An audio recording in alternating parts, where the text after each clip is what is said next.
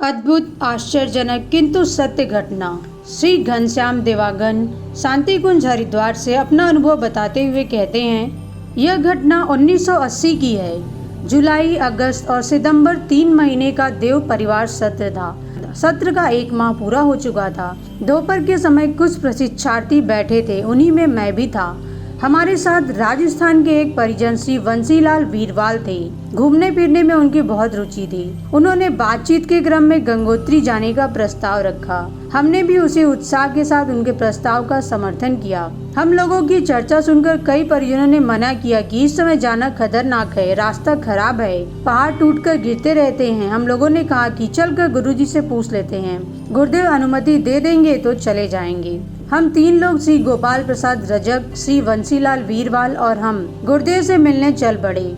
उन दिनों गुरुदेव से कोई भी परिजन कभी भी मिल सकता था। हम लोग गुरुदेव के पास पहुँचे और प्रणाम करके बैठ गए। गुरुदेव ने कहा, बच्चों कैसे आए हो? हम लोगों ने कहा, गुरुदेव हम लोग गोमुख जाना चाहते हैं। गुरुदेव ने तुरंत कह दिया कि अच्छा बेटा, हो आओ। हम तीनों भाई आनन फानन में तैयार हो गए।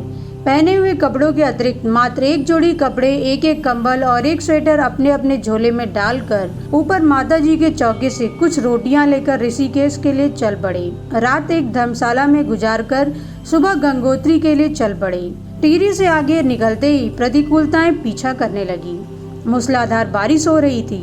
भूस्खलन से पहाड़ की चट्टानें गिरकर सड़क को तोड़ती हुई गंगा की गोद में समा रही थी। भूस्खलन के कारण रास्ता बंद हो चुका था।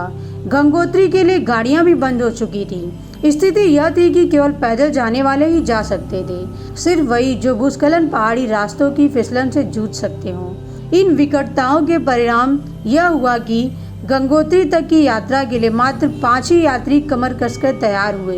2 विदेशी और 3 हम शांति कुंज के परिजन, जो प्राणों की परवाह न करके आगे बढ़ सके थे। गंगोत्री की हमारी यात्रा प्रारंभ हुई। रास्ते में भुने हुए चने, खट्टे मीठे सेव और माताजी के चौके की रोटियां खाते हुए हम आगे बढ़ते गए। 1 बार जंगली पालक और आलू की अस्वाद सब्जी भी नसीब हुई। 3 दिनों तक लगातार चलने के बाद हम गंगोत्री पहुँचे। वहाँ हमारा प्रवास दंडी स्वामी के आश्रम में हुआ। रात्रि विश्राम करके प्रातः गोमुख के लिए निकले। गोमुख पहुँचते ही वहाँ का मनोहर दृश्य देखकर हम सब अभिभूत हो उठे। रास्ते की सारी थकान छूमंतर हो गई। गोमुख जब सिर्फ 100 फीट की दूरी पर रह गया तो हम एक चट्टान पर बैठ गए। बड़ी बड़ी बर्फ की चट्टानें गंगा की धारा में इठलाती बल खाती हुई बह रही थी। श्री वीरवाल जी के गंगा स्नान के प्रस्ताव को स्वीकार करते हुए हम लोगों ने गिलास से पानी निकाल निकाल कर स्नान किया। इस क्रम में हमारे हाथ की अंगुलियां अकड़ गई। कपड़े बदलना भी मुश्किल हो गया। एक दूसरे की मदद से जैसे तैसे कपड़े बदल पाए और घिसटते घिसटते हम लोगों ने वापसी का रुख किया। दिन में जब गंगोत्री से गोमुख के लिए गए थे तब रास्ते में एक झरना पड़ा था, जिसका पुल वर्षा के कारण टूट चुका था। उसके ऊपर 2 वृक्ष काटकर डाल दिए गए थे, जिन वृक्षों के सहारे बंदर की चाल में चलकर हम उस पार पहुंचे। वह झरना हमें वापसी में कहीं भी नहीं मिला। वापसी का कोई दूसरा रास्ता भी नहीं था। फिर आखिर वह झरना गया भी तो कहाँ गया? उस झरने को आकाश ने ले लिया या फिर वह झरना धरती में समा गया? गंगोत्री में दंडी स्वामी के आश्रम में पहुंचने पर एक चमत्कारिक घटना घटी। वहां पहले से ही दरवाजे पर एक व्यक्ति हमारे स्वागत में खड़े थे। उन्होंने हमें देखते ही कहा, आइए आइए, आप सब मेरे पीछे आइए। वे हमें एक कमरे में ले गए। वहां हमारे सोने की पूरी व्यवस्था पहले से ही बनी हुई थी। उन्होंने हम सभी को बिस्तर पर लिटाकर 3-4 रजाइयों से ढक दिया और कहा, जब तक मैं स्वयं आकर न उठाऊं तब तक आप में से कोई न उठे। थकान ऐसी थी कि हम सभी सुबह देर तक सोए पड़े रहे।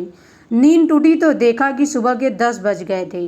हम लोग हड़बड़ा कर उठे और बाहर जाकर उन्हें खोजने लगे, जो सज्जन रात में हमें सुलाकर गए थे। बहुत पूछताछ करने के बाद भी उनका कोई पता नहीं चला। आश्रम के सभी साधकों ने यही बताया कि इस प्रकार के हुलिया का कोई भी साधक यहाँ नहीं रहता है। खैर, देर सुबह तक की नींद से रजक जी का बुखार भी ठीक हो गया था और मेरा घुटना भी सही तरीके से खुलने लग गया था। वहाँ से हम लोगों ने लगभग 150 किलोमीटर की दूरी पैदल तय की। शांति कुंज पहुँचकर जब हम गुरुदेव से मिले तो उन्होंने पूछा, रास्ते में कोई तकलीफ तो नहीं हुई? हम सभी ने एक स्वर में कहा, दैवी शक्तियाँ कदम कदम पर हमारी मदद कर रही थी गुरुदेव। गुरुदेव का आशीर्वाद लेकर जब हम अपने कमरे में पहुँचे तो देर तक हमारा दिमाग इसी में उलझा हुआ रहा कि दंडी स्वामी के आश्रम में हमारा इंतजार करने वाला सन्यासी कौन थे। निश्चय ही यह सब कुछ गुरु सत्ता के अलौकिक अनुग्रह का ही परिणाम था। इस घटना से हमें पता चलता है कि उस दंडी स्वामी के आश्रम में बाहर खड़े इंतजार करने वाला व्यक्ति कोई और नहीं, स्वयं हमारे पूज्य गुरुदेव थे, जो हम सब का ध्यान रखने के लिए खड़े थे। ऐसी ही हमारे गुरुदेव की अद्भुत और अनुपम लीला, जो अपने बच्चों का हमेशा ध्यान रखते हैं। जय महाकाल। धन्यवाद।